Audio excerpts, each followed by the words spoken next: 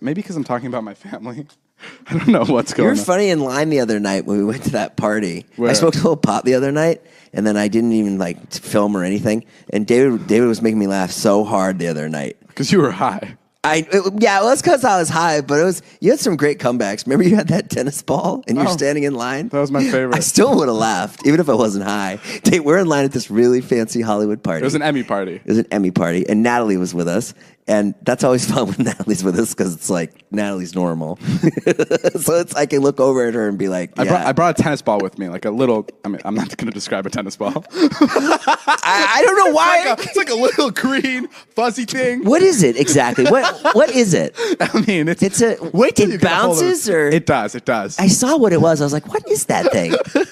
He brings a tennis ball out of his car. We go down. We're going to this Hollywood Emmy party, which you know is going to suck. Sure. And so we're in line, and we have to wait for a really long time. And there's this like real erudite, like TV producer, like a guy with like glasses, and he like talks like this. Like you could tell he has money. Yeah. Like just dressed to the nines. He had those kind of glasses that are round and clear. Yeah. The frames are clear, so you know he has money. Like he looked like Howie Mandel. Like he was polished. Polished. Yeah. Yeah. And looks like he's like vegan. And he was standing right behind us in line. And probably in his 50s. Sure. And he says to David, like real smart ass, he goes, so, do you bring those everywhere you go? He goes, so, do you bring that tennis ball everywhere you go?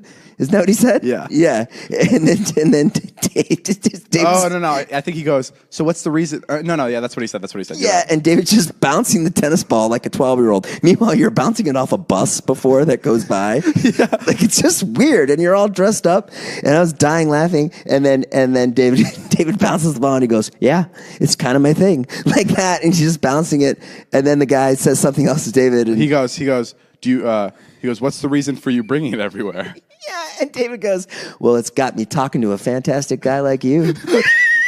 That's not what I said. What did you say? I said it gets the conversation going with young millionaires like you. That's what you said. Yeah, and then I asked him, he loved that. And then I asked him what his budget's looking like for this year. He loved that. Yeah. Then he started talking to us, telling about his kids, and we just kind of ignored him. Yeah, and then he's like, well, my kid actually has a yo-yo. And I'm like, okay, this is enough. and then we're in line, and David goes, next person that asked me about this tennis ball, I'm going to say my mother's ashes are inside. And then the lady that's like giving us the wristband, she's like young. She's maybe like 23. I don't know. She's probably like 22. She's like, oh, tennis ball. What's it for? And I'm like, my mother's ashes are inside. And she stops putting the hand thing. She stops putting that little handband on me, and she goes, oh, really? And I'm like, no.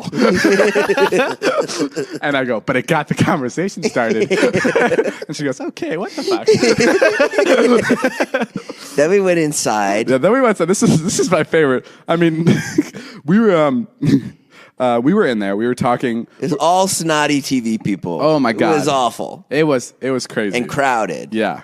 And it was at a place called Ciccone, which just sounds Ciccone's, and Natalie and David all day long were like, Sassoni. Yeah, we didn't know what it was called. Didn't know how to pronounce it. Anyway, we were there. Jason met one of his old comedian friends that was there. Yeah. I went up to her, and she's like, hi, I'm a comedian. I'm like, cool, tell me a joke. Yeah.